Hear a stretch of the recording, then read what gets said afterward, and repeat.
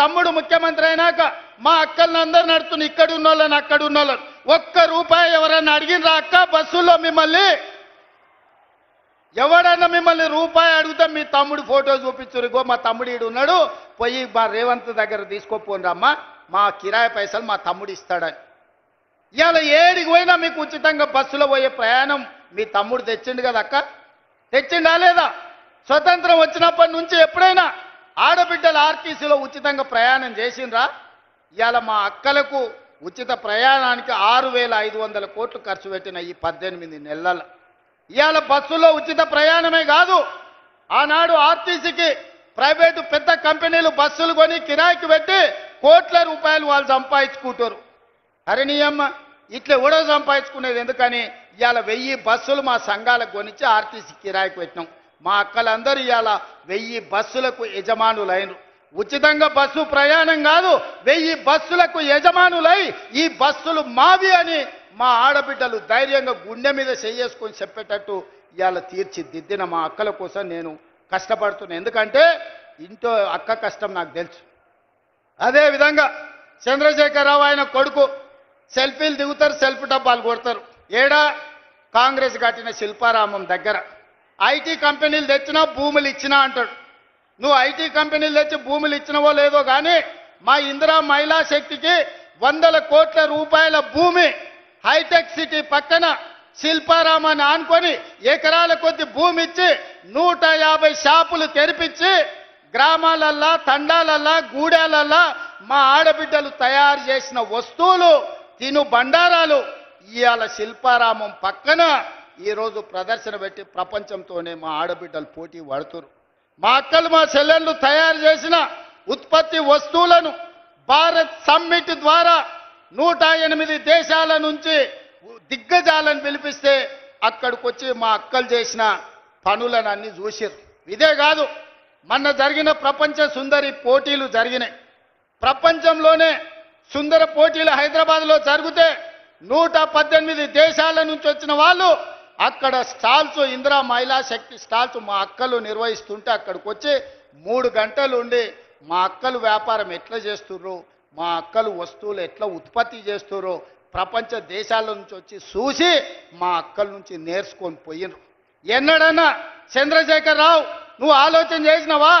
నీ బిడ్డకు బంజారాహిల్స్లో బంగ్లా కట్టాలనుకున్నావు నీ కొడుకు జన్వాడలో ఫామ్ హౌస్ కట్టియాలనుకున్నావు కానీ మా ఆడబిడ్డలకు హైటెక్ సిటీ పక్కన వ్యాపారం చేసుకోవడానికి నువ్వు ఏదైనా ఒక గుంట భూమి అయినా ఒక గజం భూమి అయినా ఇవ్వాలనుకున్నావా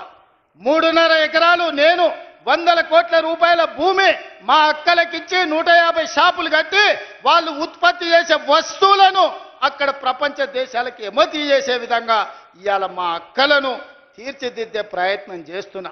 అందుకే నేను చెప్పిన నా జీవిత లక్ష్యం 2035 నాటికి దేశంలో మన తెలంగాణ $1 ట్రిలియన్ ఎకానమీ చెయ్యాలంటే మా 1 కోటి మంది ఆడబిడ్డలు కోటీశ్వర్లు కావాలని ఒక లక్ష్యంగా పనిచేస్తున్నా ఇవాళ 67 లక్షల మందిని కాదు 1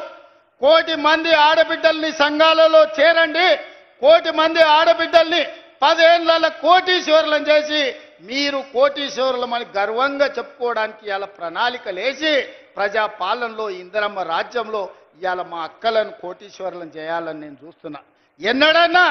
ఈ ఆడబిడ్డల చేతుల 10 రూపాయలు ఉండాలని నువ్వు ఆలోచన చేసినావా చంద్రశేఖరరావు ఎప్పుడన్నా నువ్వు మానవత్వంతో ఒక్క ఆలోచన చేసినవా ఇవాళ మేము ఆలోచన చేసినాం మా ఆడబిడ్డల్ని గుర్తించినాం వాళ్ళకి గౌరవం ఇచ్చినాం వాళ్ళకి బస్సు ఇచ్చినాం విద్యుత్ ఇచ్చినాం పెట్రోల్ బంక్ ఇచ్చినాం హైటెక్ సిటీ పక్కన భూములు ఇచ్చినాం వ్యాపారాలు ఇచ్చినాం బట్టలు కుట్టేది ఇచ్చినాం బడి మీద పెత్తనం ఇచ్చినాం 18 నెలల్లో ఈ దేశంలో ఎవరైనా ఆడబిడ్డల కోసం ఇన్ని మంచి పనులు ఎవరైనా చేసిన వాళ్ళు ఉంటే ఎవరో ఏ రాష్ట్రమో పోటీ పెట్టండి తెలంగాణ రాష్ట్రం నుంచి మా సీతక్కను మా కొండా సురేఖను మా సోదరిమణులను పంపిస్తా వాళ్ళతో చర్చ చేయండి ఇవాళ అక్కలను అందరినీ కూడా ఈరోజు చైతన్యవంతులను చేసి వాళ్ళ పిల్లల్ని చదివించుకునేటట్టు చేసి ఇవాళ మనం ఒక దిశగా వెళ్తుంటే చంద్రశేఖరరావు కుటుంబానికి దుఃఖం వచ్చింది ఆరోగ్యం పాడైంది దవాఖానలో పోయి షరీక్ అవుతారు నేనేం చేస్తానే నీ కడుపు నుండే విషం పెట్టుకుంటే నేనేం చేస్తా డాక్టర్లు కోసి తీసి విషం తీసి బయట వేస్తారు. అంతేనా? కడుపులో విషం ఉంటే డాక్టర్ ఏం చేస్తాడు? దవాఖానకు పోతే కోసి విషం తీసి బయట వేస్తాడు. కడుపులో కంతి అయితే ఏం చేస్తారు? అక్క దవాఖానకు పోతే మనకు తెలుసు కదా ఊర్లలో, కడుపులో గడ్డ అయింది అనుకో, ఆ గడ్డ కోసి తీసి బయట వేస్తారు. మీ కడుపులో విషం నింపుకుంటే ఏం చేస్తారు? దవాఖానకు పోతే కోసి బయట వేస్తారు. ఇలా కడుపు నిండా విషం పెట్టుకొని మా ఆడబిడ్డల అభ్యున్నతి మీద ఇవాళ దుఃఖం గురించి మాట్లాడుతారు. ఇక నిరుద్యోగ యువకులు ఆనాడు అగ్గికి ఆవుతైన వాళ్ళు కొందరు, ఉరి కొయ్యలకు వేలాడి ఉరేసుకున్న వాళ్ళు ఇంకొందరు, రైలుకు ఎదురేగి ప్రాణ త్యాగాలు చేసిన వాళ్ళు ఇంకొందరు. తెలంగాణ ఉద్యమంలో ఉస్మానియా కాకతీయ యూనివర్సిటీల విద్యార్థులు వీరులై ఆకాశానికి ఎగిరినరు, తారలై ఆకాశంలో మెరిసినరు తెలంగాణ రాష్ట్రం కోసం. వాళ్ళు కొట్లాడిందే కొలువుల కోసం. 2 లక్షల కొలువులు ఖాళీలు ఉంటే ఆ కొలువులు నింపలే. నీ బిడ్డ ఎంపీ కొడిపోతే ఎంబడే ఎమ్మెల్సీ ఇచ్చినావు. నీ చుట్టం వినోదరావును బండకేసి కొట్టే ఎంబడే ప్రభుత్వంలో ఇంకొక క్యాబినెట్ ర్యాంకు పదవి ఇచ్చినావు. నీ కొడుకుకు మంత్రి ఇచ్చినావు, నీ అల్లునికి మంత్రి ఇచ్చినావు, నీ సడ్డకుని కొడుకుకి రాజ్యసభ ఇచ్చినావు, నీ ఇంటి నిండా కొలువులు ఇచ్చుకున్నావు. కానీ మా చదువుకున్న పేదోళ్ళ పిల్లలకు ఎక్కడైనా కొలువులు ఇచ్చినవా?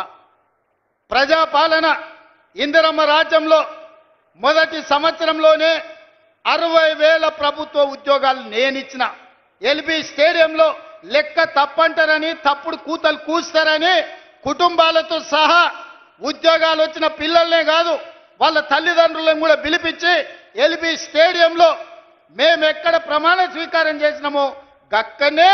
60,000 మంది ప్రభుత్వ ఉద్యోగాలు కొలువులు ఇచ్చి 60,000 ఉద్యోగాలు ఇచ్చిన లెక్క కట్టుకో. ఒక్క తలకాయ తక్కువ ఉంటే నువ్వు వచ్చి నన్నాడు కానీ సవాలు విసిరిన ఆ సన్నాసి దాని గురించి మాట్లాడు. ఇప్పుడు కూడా నేను చెప్తున్నా, 2.5 సంవత్సరాలు పూర్తి చేసుకునే లోపల మా పరిపాలన 2.5 సంవత్సరాలు పూర్తి చేసుకునే లోపల ఇంకా 40,000 ఉద్యోగాలు ఇచ్చి మొదటి అర్ధ భాగంలో 1,00,000 ప్రభుత్వ కొలువులు ఇచ్చి దేశానికే ఆదర్శంగా నిలబడి తెలంగాణ మోడల్ అంటే ఇదిరా, తెలంగాణ రాష్ట్రంలో నిరుద్యోగులను ఆదుకునే సోదరుడు ఉన్నాడు, ప్రభుత్వ కొలువులు వస్తాయి, చదువుకున్న పిల్లలకు వాళ్ళ కులాలు చేపలు పట్టుడు చెప్పులు గుట్టుడు కాదు, వాళ్ళు ప్రభుత్వ కొలువులు చేస్తే వాళ్ళ తల్లిదండ్రుల జీవితాలు మారుతాయి. ఉపాధి హామీ కూలికి పోయి రూపాయి కూడబెట్టి పిల్లలకు కోచింగ్ సెంటర్లలో ఫీజులు కట్టనికే మెడ మీద ఉన్న తాళి అమ్మిన తల్లిదండ్రులు నాకు చాలామంది తెలుసు. వాళ్ళ కష్టాలు తీరాలని, వాళ్ళ పిల్లలు పీజీలు పిహెచ్డీలు చదవాలని, డాక్టర్లు లాయర్లు కావాలని, తమ జీవితాలలో వెలుగు రావాలని కోట్లాది మంది పేదలు గ్రామాలలో కలలు అన్నారు. అందుకే ఆ పిల్లల కోసం సర్కారు కొలువుల కోసం ఎదురు చూడకుండా ఎంబడెంబడే నోటిఫికేషన్లు ఇచ్చి